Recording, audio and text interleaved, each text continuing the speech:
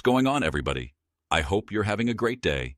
It is time, once again, to talk about the best films of the year, that year being 2024, which actually, as I made this list, was a very good year for movies, because I had a really tough time whittling this down to 10, and let's just get right into it. I want to start with a few honorable mentions. I loved all of these movies. They were great, but making a top 10 list is hell, and so some of them didn't quite make it small. Things like these Wicked Long Legs, Deadpool and Wolverine Superman, the Christopher Reeve story, Oddity Look Back, The Brutalist Anora Nosferatu, and Nickelbees. Loved watching all of those movies. Really terrific films. But they didn't quite make my top 10. If you would like to actually know what goes beyond my top 10, I'm doing something new this year over on Letterboxd. You can see my top 32 list. Yeah, I know I stopped at 32.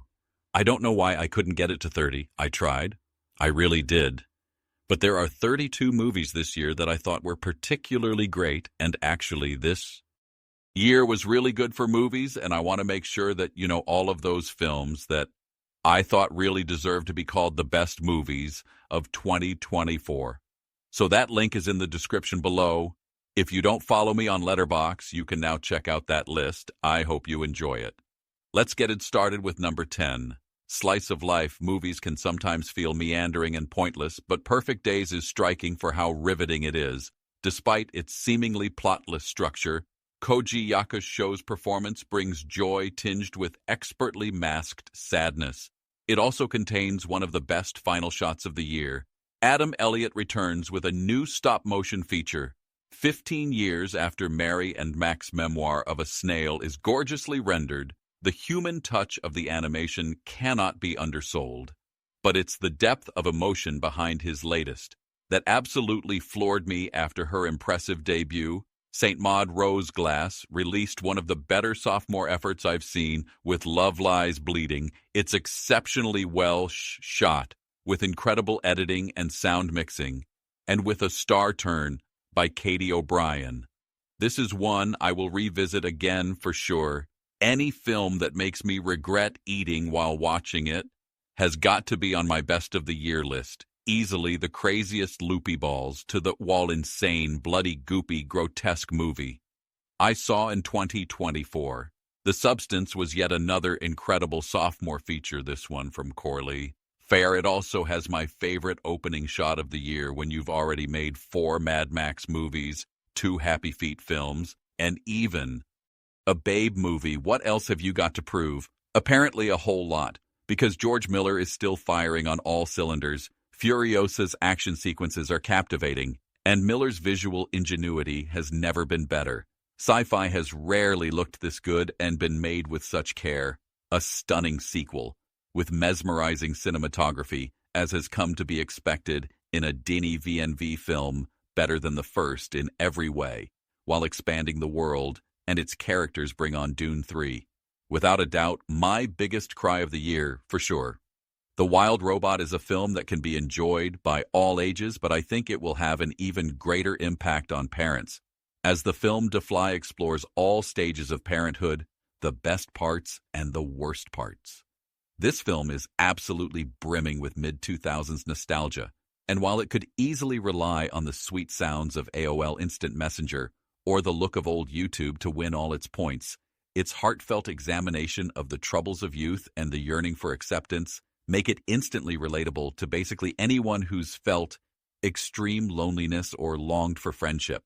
I think we're becoming dangerously obsessed with cynicism and dread for the future, but films like Sing Sing remind us that even in the lives of those that society has thrown away, there can be found great joy and meaning, all through artistic expression. If ever there was a film to convince someone the importance of art, it's Sing Sing. I've thought quite a bit about my number 1 film of the year, because, for a minute I was like, nah, it's not that, but as I thought about it, and I really, really did, I just kept thinking, that was without a doubt the greatest movie-watching experience for me this whole year. You could definitely argue, and I wouldn't challenge you, that there are better films on this list, but none of them inspired me as much as the do-it-yourself indie spirit on display in every single glorious frame of hundreds of beavers, The funniest, most inventive, and visually unique movie of the year. See it with a crowd if you can, because every joke gets better and better, every laugh builds on the previous one, every repeated gag gets funnier and funnier. Especially with friends, this is the perfect party movie. And I can honestly say that I have never seen anything like it when I sat down to watch Hundreds of Beavers. I really did not think that a black and white Looney Tunes slapstick thing would be my #1 movie of the year, but it just gets better and better. And the more you watch it and the more you think about it, it gets better and better. But even more so than that, I think, why do I even go to the movies? It's not just to be entertained, but it is to be inspired always, ever since I was little. And I discovered I wanted to make movies. Film took on a different meaning for me. It wasn't just about like I'm just going to sit here and waste some time and watch something that hopefully diverts me. It was like, no, make me feel alive. You know what I mean? When I go to a theater, I want to be reminded that I'm alive, and Hundreds of Beavers did that for me. I'm completely honest. It's such a fun movie. If you haven't seen it, you've got to check it out. It is beloved already, not enough people have seen it, and more will. And it will absolutely have a legacy, and it will become one of those films that is shown for years and years and years and years. And just don't miss out, but see it with the right mindset, okay? And see it with the right crowd if you can, or at least all of your best friends. It's really a blast, and I'm so inspired by it. And I hope that you guys are too. Thank you guys so much for watching this video, but also for watching my channel this year. I really hope that 2024 was good to you, and if it wasn't, I hope that next year is better for you guys. I love you. Thank you so much for continuing to watch. Look forward to more videos very soon in 2025. And if you like this, you can click right here and get stuck minized.